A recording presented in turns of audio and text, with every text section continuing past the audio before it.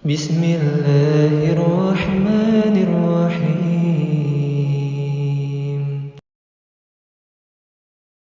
Ala Muhammad wa ala alihi wa sahbihi ajma'in wa man tabi'ahum bi ihsanin ila yaumil qiyamah. Usikum wa nafsi bi taqwallah faqad fazal muttaqun. Kama qala Allah Ta'ala fi kitabil karim ba'da a'udzu billahi minasyaitonir rajim. Bismillahirrahmanirrahim.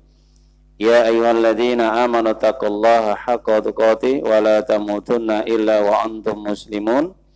Wa qala aidan ya ayyuhalladzina amanu taqullaha wa qulu qawlan sadida yuslih lakum a'malakum wa yaghfir lakum dhunubakum wa may yuti'illaha wa rasulahu faqad faza fawzan 'azima.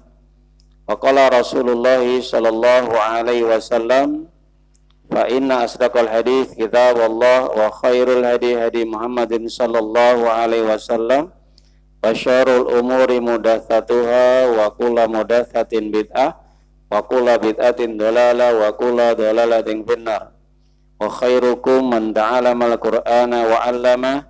Thumma qala fi haditsil ukhra la yusba'a mu'min min khairin yasma'u hatta yakuna muntahul jannah.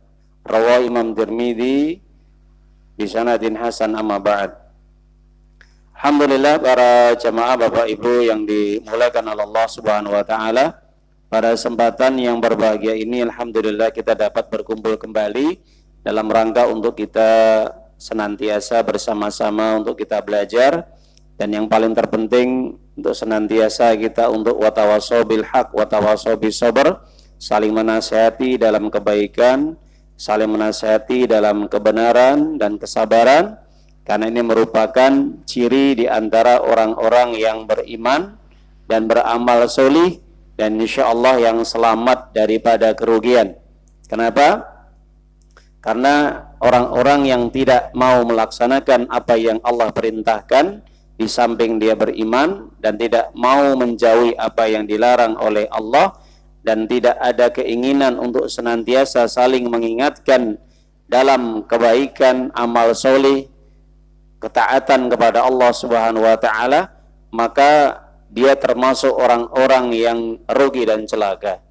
Karena ciri di antara orang-orang mukmin, di antara orang-orang yang senantiasa dia beramal solih, menjaga kewajiban-kewajiban Allah dan menjauhi larangannya, yaitu mereka yang senantiasa untuk mengingatkan, senantiasa mengajak saudara-saudaranya untuk melakukan amal ketaatan dan beramal solih. Kenapa?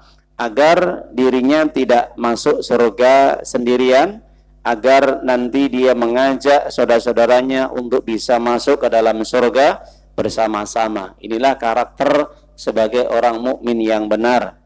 Oleh sebab itu, para jamaah Bapak Ibu yang dimuliakan oleh Allah Subhanahu wa taala, maka sudah sepantasnya kita, orang yang mengaku beriman kepada Allah, maka kita tetap untuk menjaga iman kita sampai kita meninggal dunia, dan saat ini dan seterusnya maka kita tetap istiqomah dalam kita menjalani ibadah kepada Allah Subhanahu wa taala.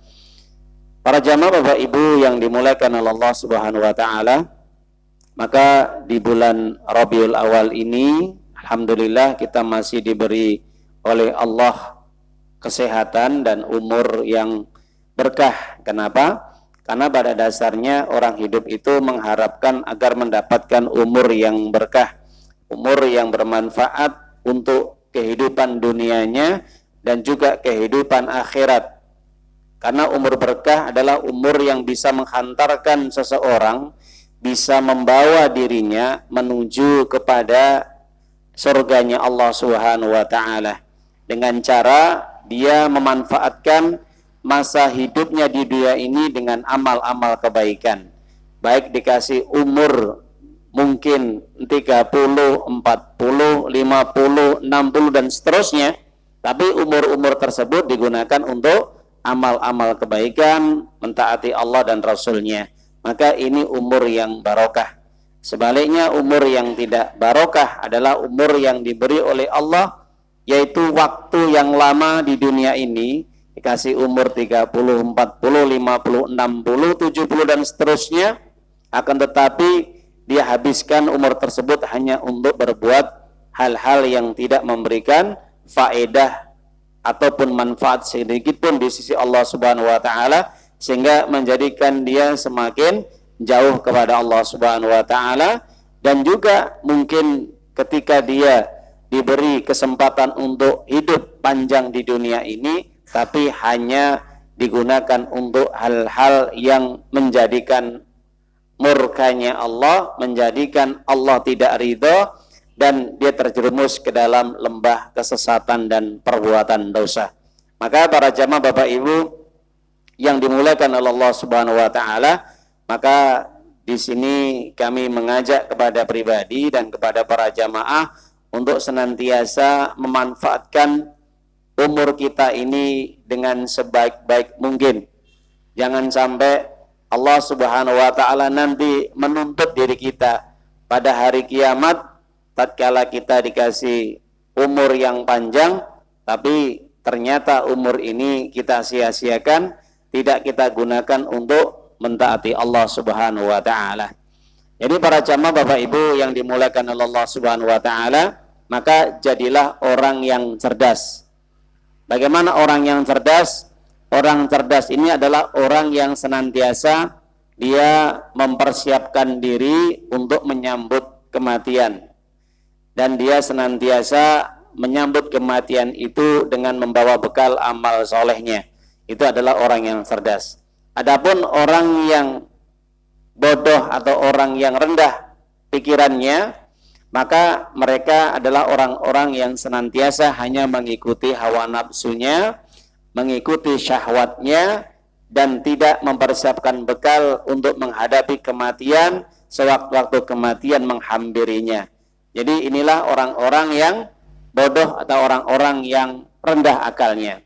Oleh sebab itu para jamaah Bapak Ibu yang dimuliakan oleh Allah Subhanahu wa taala, maka kalau orang mukmin itu adalah orang yang dimana dia tidak akan pernah cukup puas kenyang dengan amal-amal yang dikerjakannya berupa kebaikan dan amal-amal soleh.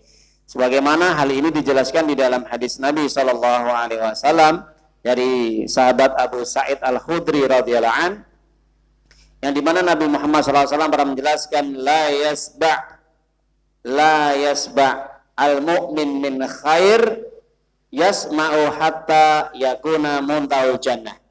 Jadi orang mukmin itu tidak akan pernah merasa cukup, tidak akan pernah merasa kenyang, tidak akan merasa puas dengan segala amal-amal kebaikan yang dikerjakannya di saat dia mendengarkan kebaikan-kebaikan atau di saat dia mengetahui kebaikan-kebaikan itu. Jadi tanda orang mukmin itu kalau mendengar kebaikan, mendengar perintah itu segera dikerjakan. Dan dia mengikuti apa yang diperintahkan oleh Allah Subhanahu wa taala tanpa harus menunggu. Itu orang mukmin. Jadi orang mukmin adalah orang yang hatinya selalu terpaut dengan kebaikan. Orang mukmin hatinya selalu terikat dengan kebaikan. Maka disinilah menjadikan orang mukmin ini semakin tambah dekat kepada Allah, semakin tambah cinta kepada Allah dan cinta kepada kebenaran. Itu orang mukmin. Makanya sehingga orang mukmin inilah menjadikan dirinya akan terus dia melakukan amal-amal kebaikan sampai kapan? Hatta yakuna muntahul jannah, sampai kehidupannya berakhir, sehingga pada akhir kehidupannya dia dihantarkan oleh Allah menuju surganya Allah. Jadi ini orang mukmin. Orang mukmin adalah orang yang tidak akan pernah dia kenyang, tidak akan pernah dia cukup dengan amal-amal kebaikan yang dikerjakannya. Makanya para jamaah Bapak Ibu yang dimuliakan oleh Allah Subhanahu wa taala, hal ini selaras dengan apa yang disampaikan oleh Allah taala di dalam Al-Qur'an surat Az-Zumar, yang dimana Allah taala menjelaskan di dalam surat Az-Zumar ayat yang ke 17 dan 18, surat yang ke-39, Allah taala berfirman, "Fabashshir ibad," di akhir ayat Yang ke-17 Allah mengatakan fabasyir ibad alladzina yastami'una al-qaul fayattabi'una ahsana ulaika hadamallah ya. Wa ulaika hum ulul albab. Allah berfirman di dalam ayat ini, maka beri kabar gembira dengan surga kepada hambaku, kata Allah, yang dimana hambaku ini alladzina yastami'una al-qaul, yang mereka mau mendengarkan qaul. Apa qaul? Maka para ahli tafsir mengatakan qaul di sini adalah yaitu Al-Qur'an. Jadi tidak ada perkataan yang paling baik, yang paling mulia di dunia ini kecuali adalah Al-Qur'an. Maka orang-orang yang senantiasa mau mendengarkan kalamullah Al-Qur'an, mau mendengarkan, memperhatikan, menyimak, merenungi, mentadaburi kandungan-kandungan isi di dalam Al-Qur'an, fayattabi'una ahsanah, dan dia berusaha untuk mengikuti apa yang paling baik di dalam Al-Qur'an. Jadi semua isi di dalam Al-Qur'an adalah sesuatu yang paling baik. Ahsan itu adalah yang paling baik. Maka Allah di sini menggunakan ismun tafdil, superlatif. Tidak hanya baik tapi paling baik, paling hebat ya.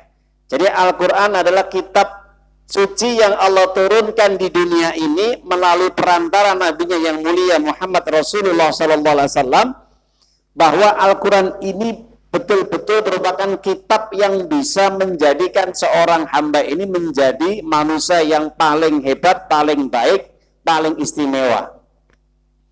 Yang dulunya manusia tidak mengerti apa-apa tentang Allah, tentang Rabb-nya, tentang ibadah, tentang apa saja persoalan dalam kehidupannya, tujuan hidupnya, maka dengan mengikuti Al-Qur'an, di samping dia mendengarkan, kemudian dia mengamalkan, maka inilah tanda orang-orang yang mendapatkan hidayah dari Allah Subhanahu wa taala. Dan ini termasuk orang-orang yang akalnya sehat, kata Allah. Hatinya bersih. Jadi para jamaah Bapak Ibu, kalau orang itu dia itu semangat dalam beramal kebaikan, rajin dalam beramal solih, melakukan ketaatan-ketaatan, menjalankan semua perintah Allah, maka ini tandanya hatinya bersih, akalnya sehat, dan ini termasuk orang-orang yang mendapatkan hidayah. Kenapa? Karena dia mendengarkan apa yang disampaikan oleh Allah, gitu loh. Jadi setiap ayat-ayatnya, setiap perintah-perintahnya, setiap larangan-larangannya itu diperhatikan betul. Oh, ini perintah agar kita melaksanakan apa yang menjadi keputusan Allah, ketetapan Allah. Tidak boleh dibantah, tidak boleh ditentang, tidak boleh diselisihi atau dikomentari. Karena ini perintah, ya sudah dikerjakan. Nah, ini orang mukmin. Jadi nggak ada komen sedikit pun, nggak ada bantahan sedikit pun, dan tidak berani menentang atau menyelisihinya. Nah, ini karakter orang mukmin para jamaah. Dan setelah dia mendapatkan apa yang Allah perintahkan dari pendengarannya, setelah dia mendengar atau dia melihat atau dia membaca, maka berusaha fayattabi'una ahsana, maka dia berusaha untuk mengikuti perkataan Allah, firman Allah yang paling terbaik. Kenapa? Karena kalau orang itu sudah mengikuti perintah Allah, maka inilah tanda orang yang dicintai oleh Allah. Kalau orang sudah dicintai oleh Allah, maka jelas orang yang seperti ini pasti hidupnya akan bahagia, selamat dunia dan akhirat. Ini jaminan bagi mereka yang mau mengikuti Al-Qur'an.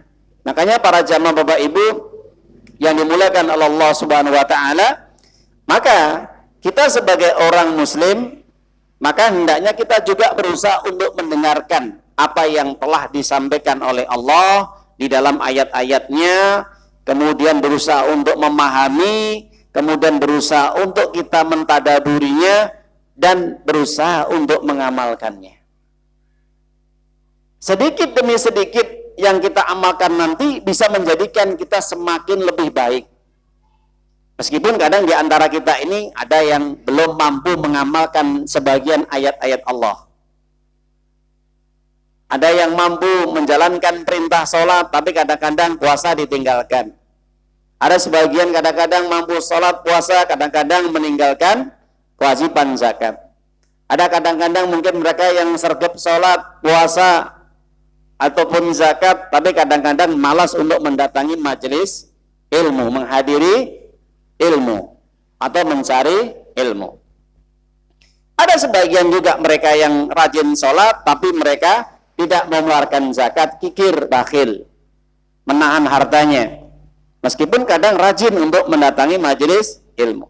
Ada sebagian juga mereka yang baik dalam perkara agamanya. Semuanya baik dalam perkara agamanya. Tapi kadang-kadang buruk dalam perkara sosial. Dalam hubungan manusia tidak baik. Nah itu. Ada juga sebagian mereka yang baik dalam persoalan perkara agama, perkara sosialnya, tapi kadang-kadang tidak baik dengan orang tuanya. Ada juga mereka yang baik perkara agama, perkara sosial, dan juga perkara dalam hubungan silaturahim terhadap keluarganya, tapi kadang-kadang dia masih berbuat maksiat kepada Allah Subhanahu wa Ta'ala. Jadi beginilah kadang-kadang para jamaah Bapak Ibu dimulakan oleh Allah, tidak semua orang kadang-kadang mampu menjalankan semua apa yang Allah perintahkan dan menjauhi larangan Allah. Dan itu sudah menjadi fitrah bagi manusia.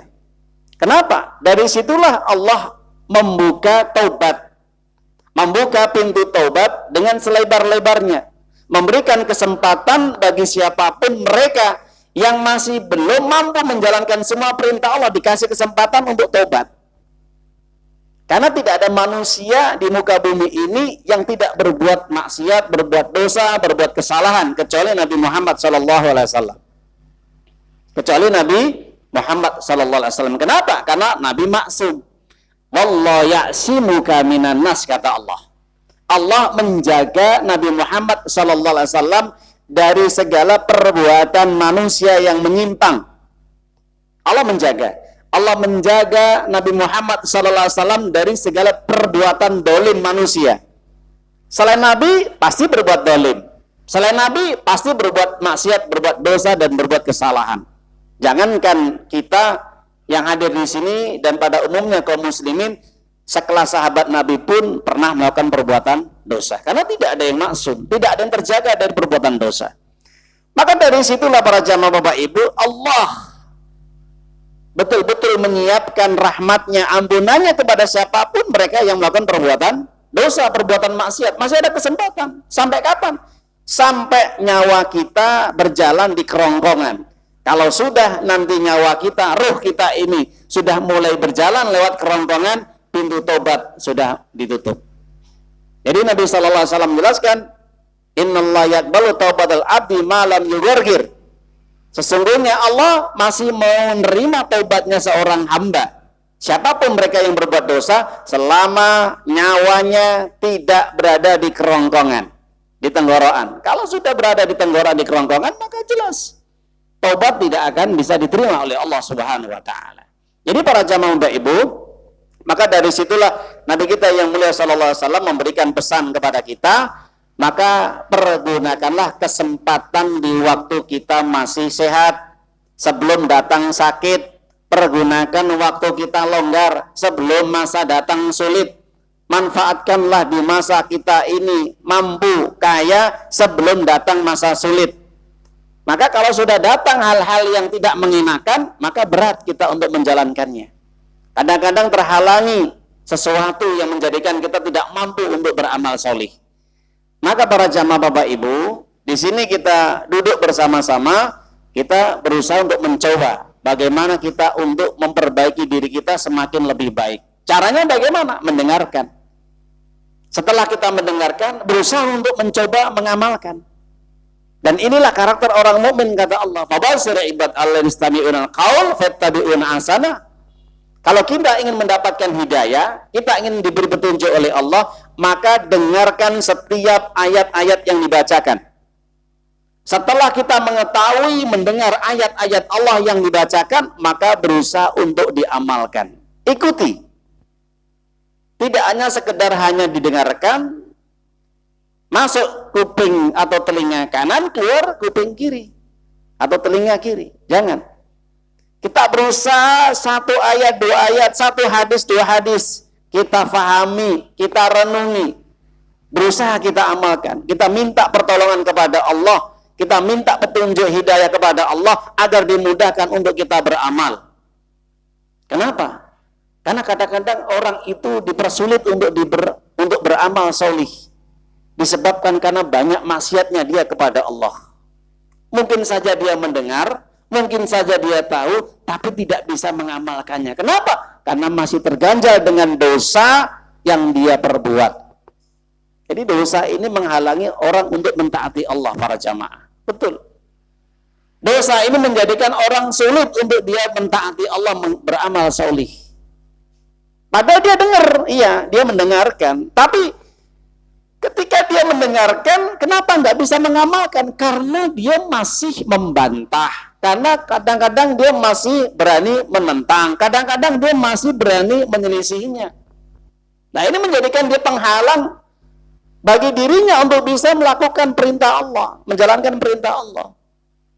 Jadi para jamaah Bapak Ibu yang dimuliakan oleh Allah, maka mudah-mudahan kita termasuk orang mukmin yang tidak pernah puas, tidak pernah cukup dengan amal yang sudah kita kerjakan. Kata Nabi pesan ya kepada kita, beliau pesan kepada kita, kepada umatnya semuanya dalam hadis Ibnu Hibban. Apa kata Nabi sallallahu alaihi wasallam? Istaqimu walan tuhsu. Hendaknya kalian tetap lurus, terus menerus dalam beramal kebaikan. Lurus di atas jalan yang ditunjukkan oleh Allah di dalam Al-Quran dan Sunnah Rasulnya. Pegang erat-erat Al-Quran dan Sunnah Nabinya. Tapi jangan sekali-kali menghitung-hitung amal-amal kebaikan kalian. Oh, saya sudah tahajud. Oh, saya sudah sedekah. Saya sudah mendatangi majelis ilmu. Saya sudah membaca Quran, khatam ini dan itu. Tapi dia lupa dengan dosa-dosa yang dia kerjakan. Bisa jadi dia semangat dalam beramal ibadah di tengah-tengah manusia. Di banyaknya manusia dia semangat ibadah. Tapi ketika dia sendirian, apa yang dilakukan? Dia melakukan dosa yang tidak diketahui banyak orang. Dan ini bahaya. Nanti pada hari kiamat, Allah akan masukkan ke dalam neraka bagi orang-orang yang dimana di waktu masa hidupnya, dia banyak beramal kebaikan, dia seakan-akan rajin dalam beramal soleh di tengah-tengah manusia. Tapi ketika bisa sendirian, dia melakukan perbuatan dosa, dia melakukan perbuatan maksiat. Dan orang yang seperti inilah orang yang paling celaka para jamaah Bapak Ibu. Kenapa? Karena dia telah melakukan satu perbuatan yang dimana seharusnya Allah tutupi. Bisa jadi amal kebaikan yang dilakukan hanyalah untuk menipu, riya, pamer, ya, ataupun karena mungkin supaya ada kesombongan dalam dirinya. Na'udzubillah. Jadi para jamaah Bapak Ibu yang dimuliakan oleh Allah SWT, maka yang paling terpenting adalah kata Nabi tetap ikhlas dalam beramal, istiqomah, dan jangan sekali-kali menghitung kebaikan kita. Tapi hitunglah kesalahan-kesalahan kita, hitunglah dosa-dosa yang kita perbuat. Maka akan menjadikan kita semakin berkurang dalam beramal ibadah. Dan tidak menjadikan kita sombong di hadapan manusia.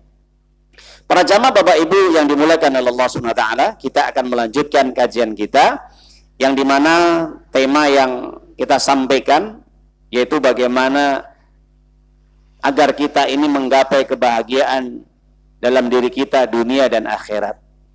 Bahwa bahagia di dunia saja tidak cukup, tapi juga harus kita mendapatkan kebahagiaan yang hakiki nanti di akhirat. Maka syarat-syarat untuk mendapatkan kebahagiaan di akhirat ini tidak mudah para jamaah Ibu. Kenapa? Butuh ujian, butuh rintangan. Karena di dunia ini adalah tempat penjara bagi orang mukmin, surga bagi orang kafir. Kenapa dikatakan penjara para jamaah Ibu? Karena kita terhalangi untuk berbuat maksiat. Nafsu kita ya terbentengi untuk berbuat maksiat. Karena di situ ada iman dalam diri kita. Kalau orang memiliki iman, maka dia akan menahan untuk melakukan perbuatan-perbuatan dosa. Sehingga disitulah dia akan terkekang dari perbuatan melakukan perbuatan maksiat. Maka Nabi mengatakan dalam hadis Imam Muslim, hufatil jannah bil makarih wa hufatil nar bisyahawat, bahwa surga ini selalu dikelilingi dengan hal-hal yang tidak mengenakan. Kenapa para jamaah ibu? Orang masuk surga kan pasti dalam hidupnya itu tidak enak. Syarat untuk masuk surga memang tidak enak dulu. Kenapa tidak enak? Panas-panas, kita sedang kerja, sedang capek, ya, sedang repot-repot, sibuk-sibuknya dipanggil sama Allah. Hayya 'alas shalah, ayo salat. Hayya 'alal falah, ayo kita masuk surga. Sedang kita tidur enak-enak, ya, baru kita habis kerja layeh-layeh, ya, kita masuk ke kamar tidur atau rebahan di tempat tidur, ya, dipanggil oleh Allah untuk berangkat sholat, untuk berangkat kita mencari ilmu dan yang lainnya. Maka kadang-kadang itu membuat kita ini kadang-kadang berat, ya. Tapi kalau orang memiliki iman yang kuat, maka sesuatu yang berat akan menjadi mudah. Kenapa? Karena dari situlah dia bisa berpikir dengan cerdas, oh ternyata dunia adalah penjara. Ya sudah, akan dihadapinya. Akan dia terus untuk menghadapi segala rintangan dan ujian tadi. Dia tidak akan pernah putus asa, dia tidak akan pernah menyerah dengan keadaan ujian yang dia terima di dunia ini. Dia akan terus maju terus. Ya, apapun ujian seberat apapun akan dia hadapi, dan dia senantiasa minta pertolongan kepada Allah dengan apa? Sabar dan sholat. Seberat apapun ujian tetap dia minta sabar kepada Allah, minta dia sabar, diberi kesabaran untuk senantiasa mentaati Allah dan menerima ujian yang dia terima, dan dia tetap menjaga sholatnya. Ini orang-orang yang sukses dalam hidupnya. Dan dia akan masuk surga. Apa kata Allah? Ya ayyuhalladzina amanu ista'inu bis sabri wassalah innallaha ma'as sabirin. Mintalah pertolongan kepada Allah, sabar dan salat. Dalam ayat yang lain, ista'inu bis sabri wassalah wa innala kabiratun illa 'alal khashiin. Mintalah pertolongan kepada Allah, sabar dan salat. Kenapa? Karena orang yang sabar dan tetap menjaga salat 5 waktunya itu sangat-sangat berat dikerjakan, kecuali mereka yang khasyiin, yang khusyuk hatinya, yang taat, yang takut hanya kepada Allah. Yang tidak takut kepada Allah berat, ya. Kenapa? Karena tadi dunia itu penjara. Dia melakukan perbuatan ini nggak boleh, meninggalkan ini nggak boleh. Nah, ini beda kalau orang-orang yang dia ini mengikuti nafsunya, menuruti syahwatnya, apa yang terjadi? Maka dia ingin bebas. Tak ubahnya seperti orang-orang kafir yang mereka ingin bebas hidup di dunia ini, tidak mau terkekang, tidak mau terbebani, tidak mau diatur sama Allah Subhanahu wa taala. Maka dari situlah surga ini, ya, dunia ini surga bagi orang kafir. Kenapa? Karena orang kafir tidak mau terkekang hidupnya. Dia pengen bebas. Jadi kalau kita ingin bebas di dunia ini, ya sudah. Ya itu jalan orang-orang kafir yang ditempuh mereka. Pengen foya-foya, pengen menikmati dunia, pengen bekerja, tidak terikat dengan hukum Allah, perintah Allah, ya. Dia bisa santai-santai. Apa yang dikerjakan tidak ada yang mengganggunya. Tidak terganggu dengan suara adzan, tidak terganggu dengan bacaan Quran, tidak terganggu dengan nasihat-nasihat dari keluarganya, dan tidak terganggu dengan apa yang dipanggil bagi dirinya, yaitu wahai orang yang beriman, bersegeralah kalian untuk ampunan dan surganya Allah yang luasnya antara langit dan bumi. Kalau orang yang tidak beriman, kalimat-kalimat yang seperti ini tidak akan memberikan dampak, ya, tidak akan memberikan pengaruh dalam hatinya, meskipun diingatkan. Siapapun yang mengingatkan. Kenapa? Karena dia ingin bebas. Dia tidak mau terkekang, tidak mau terikat. Dari situlah hati orang-orang kafir ibarat dunia ini adalah surga. Biar dia ingin melakukan apa yang dia inginkan. Na'udzubillah min dzalik. Semoga kita bukan orang-orang yang bebas, ya. Karena apa yang dilakukan orang-orang kafir ini hanya di dunia sementara.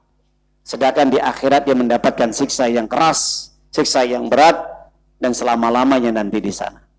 Sebaliknya bagi orang mukmin, dia hanya sementara di dunia, berat, menjalankan sholat mungkin berat, menjalankan puasa berat, mungkin melangkahkan kakinya ke majelis ilmu berat. Tapi seberat apapun di dunia itu tidak lama, tidak lama, hanya sementara para jamaah Bapak Ibu. Kenapa? Satu saat nanti ketika Allah memanggil kita, ya ayyatuhan nafsul mutmainnah, irji'i ila rabbiki radiyatan mardiyah, fadkhuli fi ibadi, wadkhuli jannati.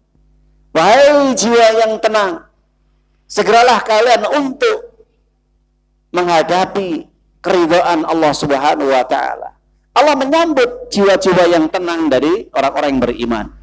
Masuklah hamba-hambaku, menjadi golonganku, dan masuklah ke dalam surgaku. Itu sambutan dari Allah. Mungkin kita di dunia ini berat, ya, tapi seberat apapun tidak lama. Jadi oleh sebab itu para jamaah Bapak Ibu, tetap kita menjaga iman kita dan amal soleh kita untuk senantiasa menjadikan diri kita ini menjadi orang-orang yang beruntung nanti pada hari kiamat kelak. Para jamaah Bapak Ibu dimuliakan oleh Allah Subhanahu wa taala. Maka dari sini kita bisa menjelaskan ada beberapa penjelasan di dalam Al-Qur'an bahwa Allah menyebutkan tidak semua orang itu bahagia baik di dunia dan akhirat meskipun dia mengharapkan, selama dia tidak mau taat dan patuh kepada Allah dan Rasul-Nya. Mungkin di dunia dia dikasih kenikmatan yang banyak, tapi di akhirat dia akan menjadi orang yang celaka. Maka dari sini kita akan menyampaikan beberapa petunjuk yang dimana bahwa ada pasangan-pasangan dalam hidup di keluarga itu tidak semuanya berjalan lancar. Ada di antara pasangan hidup suami dan istri ini mereka sama-sama masuk surga nanti dan juga keturunannya. Ini sudah kami sampaikan di dalam surat At-Tur ayat yang 21, surat yang ke-52, ya, yang dimana pasangan ini dijamin oleh Allah masuk surga disebabkan karena keimanannya.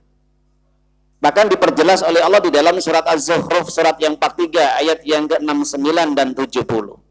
Alladzina amanu bi ayatina wa kanu muslimin. Udkhulul jannata antum azwajuhum tuhbarun. Pasangan yang dimana keduanya, suami dan istri, tatkala dia ini sama-sama beriman, sama-sama dia taat, tunduk patuh kepada Allah, mengikuti semua apa yang Allah perintahkan dan menjauhi semua yang dilarang oleh Allah, tidak berani menyelisih dan menentang perintah Allah, maka suami istri ini kata Allah nanti akan diberi kabar gembira. Apa? Masuklah kalian keduanya ke dalam surga dan pasangan-pasanganmu, istri-istrimu, dan kalian akan dibahagiakan. Kalian akan diberi kenikmatan. Ya.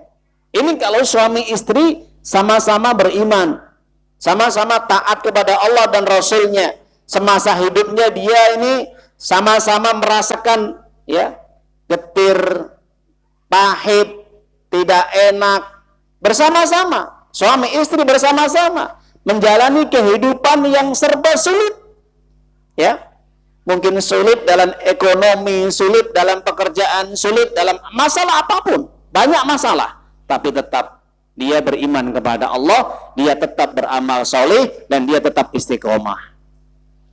Maka dari sinilah kabar gembira kepada suami istri yang sama-sama solehnya. Suaminya soleh, istrinya solehah. Maka apa kata Allah? Itu udkhulul jannah antum wa azwajukum tuhbarun. Masuklah kalian ke dalam surga. Kalian berdua masuk ke dalam surga dan istri-istrimu. Ya. Dan kalian akan diberi kenikmatan di dalamnya. Jadi para jamaah Bapak Ibu, maka di dalam keluarga ini pentingnya kita untuk senantiasa terus memotivasi, ya, istri kita, anak kita. Bahkan istri pun juga memotivasi suaminya. Kalau suaminya sedang futur, lemah imannya, lemah dalam beribadahnya, sedang down, maka segera untuk diingatkan, dimotivasi, ya, terus diberi dukungan-dukungan semangat, motivasi agar tetap menjaga iman dan amal solehnya. Nah, ini kalau istri yang solehah. Istri yang soleh itu yang istri yang bagaimana? Mar'atun solehatun allati tu'inu zawjahu fi amrillahi ta'ala. Wanita yang solehah adalah wanita yang senantiasa menjaga perintah Allah dan mendukung, mendorong, memerintahkan suaminya untuk tetap mentaati Allah. Jadi nggak membiarkan suaminya kok meninggalkan sholat, dibiarkan ya. Itu. Suaminya nggak mau belajar, dibiarkan. Suaminya nggak mau ibadah, ya, dicuekin. Ya itu bukan istri yang solehah. Tidak mendorong, tidak memerintahkan, tidak mengingatkan suaminya untuk mentaati Allah. Sebaliknya, suami yang soleh, suami yang mendukung, mendorong istrinya untuk mentaati Allah. Menjaga sholat 5 waktunya, menutup auratnya, ya. Ketika dia keluar rumah, mentaati suaminya, menjaga hartanya ketika suaminya tidak ada di rumah, menjaga kehormatannya, mendidik anak-anaknya. Nah, ini istri yang solehah. Terus mengingatkan istrinya untuk senantiasa mentaati Allah dan Rasulnya.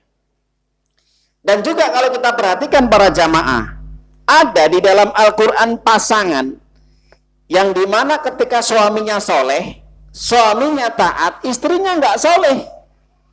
Istrinya tidak mau taat kepada Allah. Ada. Dan ini diabadikan di dalam Al-Quran. Jadi Al-Quran ini kadang-kadang menjadi tolok ukur ya, menjadi barometer bagi kehidupan manusia yang akan datang sampai kepada kita. Kalau kita perhatikan di dalam kehidupan masyarakat, mungkin ada suami yang soleh, ada suami yang taat, yang rajin ibadah, tapi istrinya nggak mau soleh. Istrinya tidak mau ibadah, istrinya tidak mau taat. Ini ada. Nah, ini bagaimana ketika Al-Quran ini memberikan ilustrasi, memberikan gambaran ya. Ini loh, contoh ketika di dalam Al-Quran digambarkan ada suami yang taat, suami yang soleh, tapi istrinya nggak soleh. Di mana itu? Kalau kita buka di dalam surat At-Tahrim, surat yang ke-66, ayat yang ke-10 itu menggambarkan, di dalam ayat ini menggambarkan bagaimana istri-istri seorang nabi yang mulia, Nabi Nuh dan Nabi Lut alaihissalam, ternyata istrinya nggak soleh, istrinya nggak taat kepada Allah. Apa yang terjadi? Berpisah mereka. Mereka berpisah. Nanti pada hari kiamat mereka berpisah, nggak akan bisa berjumpa kembali. Ini pasangan hidup yang tidak diberkahi seperti ini, para jamaah ibu. Kenapa? Karena istrinya tidak mau taat kepada Allah dan Rasulnya. Padahal nabinya itu sebagai Rasul Allah. Padahal suaminya sebagai utusan Allah. Itu loh. Jadi suaminya sebagai utusan Allah dan Nabi Allah, tapi tidak mau ditaati. Kurang apa lagi coba? Suami kita bukan nabi, bukan ulama, bukan ustadz. Hanya mungkin pedagang sayur, jualan cendol, dawet, sempol, atau yang lain. Tapi selama dia taat, itu suami yang hebat. Ya, suami yang hebat. Meskipun tidak punya jabatan, mungkin tidak punya kedudukan, tidak terkenal, nggak masalah. Yang penting adalah bagaimana suami bisa membimbing istrinya dan anak-anaknya menuju kepada surganya Allah, mengajak kepada surganya Allah. Nah, maka para jamaah Bapak Ibu, kita perhatikan ayat Allah di dalam surat At-Tahrim surat 66 ayat yang 10. Allah mengatakan, Daraballahu mathalal ladzina kafaru imra'ata Nuhi wa imra'ata Lut kanata tahta 'abdaini min 'ibadina salihaini fa khanatahuma falam yughni 'anhuma minallahi syai'a wa qila dakhulan nar madakhilin. Apa kata Allah? Allah membuat satu permisalan bagi orang-orang kafir yang dimana permisalan itu istri Nuh dan istri Lut keduanya berada di bawah kekuasaan seorang nabi. Bayangkan, suaminya seorang nabi, seorang rasul. Kurang apa lagi? Kalau kita perhatikan di dalam ayat ini. Maka ketika Allah menyatakan di bawah suaminya yang suaminya mereka adalah soleh, taat kepada Allah Subhanahu wa ta'ala, menjadi utusan Allah, Tapi keduanya, istri-istri Nabi Lut dan Nabi Nuh, ya, istri Nabi Nuh dan Nabi Lut, fakhanatahuma falam yughni anhuma minal syai'a. Ternyata mereka menjadi istri-istri yang membangkang. Menjadi istri-istri yang tidak mau patuh kepada suaminya. Bayangkan. Apa yang terjadi? Ketika istri tidak mau taat kepada suaminya dalam kebaikan, apa yang terjadi? Wakila dakhulan nar madakhilin. Masuklah keduanya ke dalam neraka. Dan dia kekal di dalamnya. Para jamaah Bapak Ibu, pembangkangan ketidaktaatan kedua istri Nabi ini apakah karena mereka berbuat dosa maksiat sebagaimana dosa umumnya? Zina? Enggak.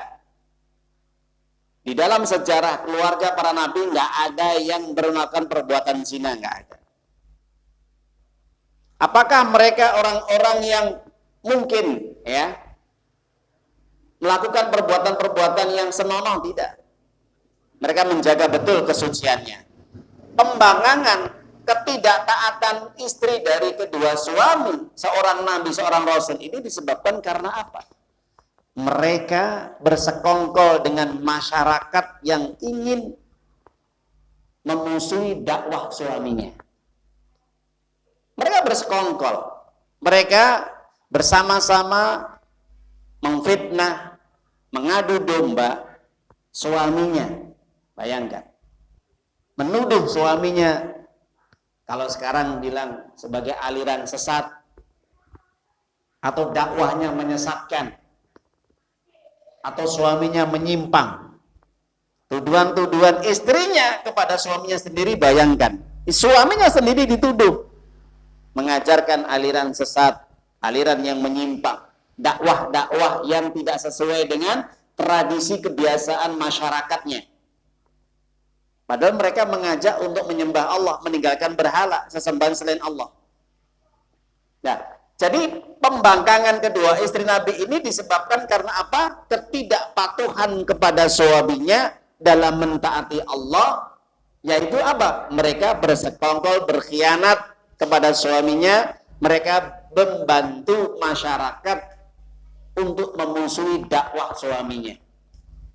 Jadi bukan karena zina, bukan karena serong, bukan. Ya, jadi para jamaah, ini sejarah.